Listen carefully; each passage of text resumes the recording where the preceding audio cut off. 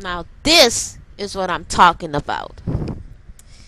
Now this is what Shima was talking about when she was looking for a well thought out, educated response to my Shima and Tyra address good hair versus bad hair video.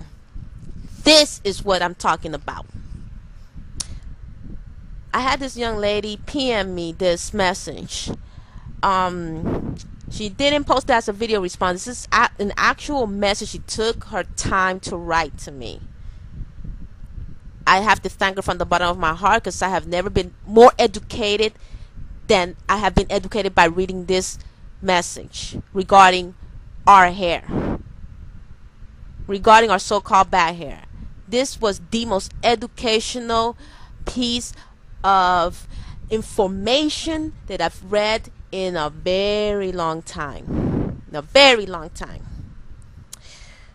Okay? Now, a lot of you had issues on Tyra's show. This is what some of you had to say.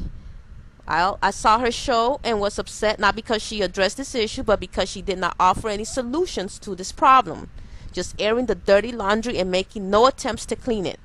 The little girls on the show were there for a hot second to discuss their pain, and that was it.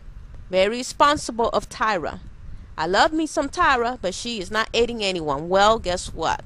This particular subscriber, this particular Shima Hair subscriber, is going to help aid this dilemma. She has taken upon herself to give her own personal insight into the good hair versus bad hair dilemma.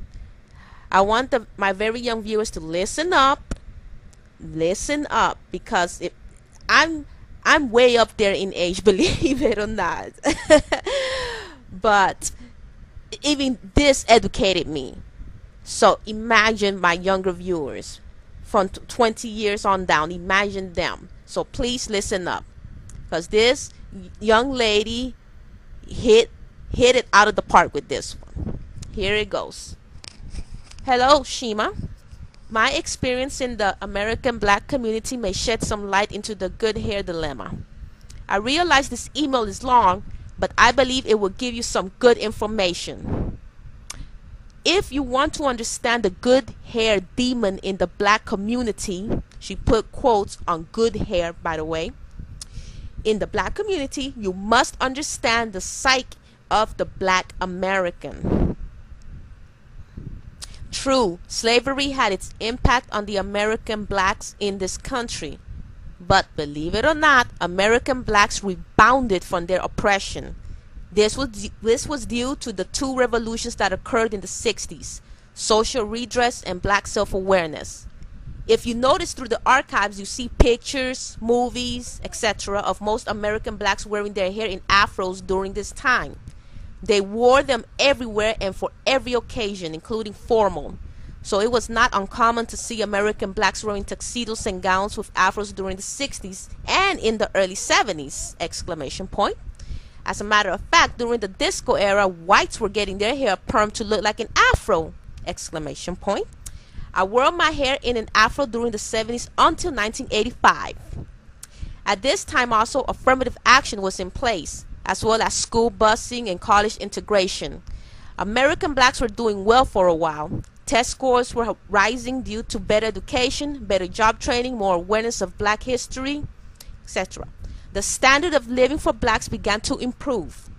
More were being employed by the government and placed in high positions such as Secretary of Education, Ambassador to the UN, etc.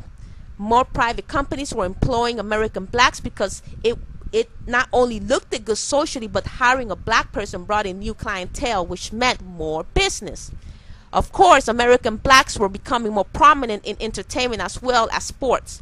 In fact, American blacks who once wore their hair straight began to wear afros. Many American black women who groomed their hair into afros were hired as models. And finally, interracial romance scenes were becoming accepted. One prominent movie, The Omega Man, starring the late Charlton Heston, showed a romance between him and Rosalind Cash. Charlton Heston picked her personally, and she wore an afro in the movie. Rosalind Cash was known for not playing stereotypical black parts, and most of her career wore an afro. Now, that did not mean that discrimination and prejudice was eliminated, however. What it meant was that American blacks was allowed to fight back legally, in parentheses, and most of the perpetrators were indeed prosecuted. The country wanted to heal not only from the failed Vietnam War, but from its shameful history, and it looked like it was on its way towards that healing, especially for the American blacks. So what happened? The answer is integration burnout. Did you hear that? Integration burnout. For some reason, American blacks felt that now that the struggle for equality was over, they could, and I remember this term being used, relax, in parentheses. Many blacks actually went back to straightening their hair. Some were bold enough to say, I don't want to look like I'm from the bush, you know, from Africa. Many black Americans now had the attitude of wanting to fit in, look like the white counterparts, and not stand out. They felt like the time to be different was over, and now it's time to blend in. That's when the Jerry curl came out. That's also when the ugly head of the demon, good hair in parentheses, resurfaced.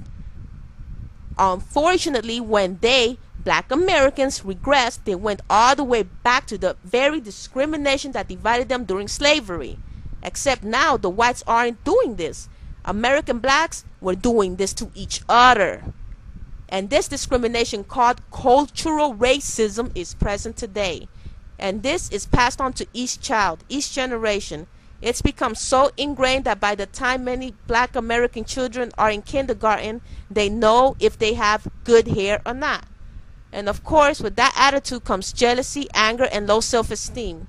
Eventually, the person develops a defeatist attitude. Defeat is the first word. Attitude, not just about hair, but almost everything else. This includes education, jobs, etc. They honestly believe that there are some things American blacks were never meant to attain, such as 27 plus inches of natural hair, becoming a physicist or astronaut. You would think now that America has a black president, this will go away, but it's actually getting worse. Some through education will change, others won't, because they've been that way so long it's hard to change that attitude. Others will try to change for a while, but because the attitude has been ingrained in them for so long, they revert. I sadden to think that in the year 2025 we will still be talking about this subject. I say this based on what I have read. A time period of 50 plus years is needed in order for an idea or philosophy to take root in a society or culture.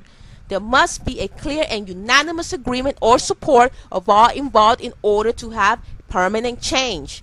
Based on what I see and hear, change is a long ways off. I hope I am wrong. Okay, ladies, subscribers,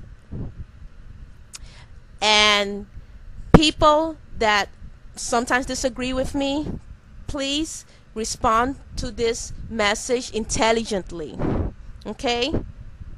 Do not do anything stereotypical. Like, do not pick apart this young lady's message without well thought out intelligent responses, because that's exactly what's expected when you don't self-educate yourself, when you go by whatever everyone was telling you, whatever through the grapevine. Whatever you hear through the grapevine is not always the truth. Okay, think about what she said. This was very enlightening to me, very enlightening, and I was so thankful she shared this with me, and now I'm sharing it with you. Okay, so please, just like you did with the Shima and Tara video, respond intelligently. No cat fights. Okay, and remember, since we do have the power, we always have the power to turn negatives into positive. Okay, anyway, I wanted to share this with you because you deserve to hear this as well. Certain messages that I receive, you deserve to hear it as well. All of us need to be educated, not just Shima, all of us. All right, okay, that's it. Have a great night.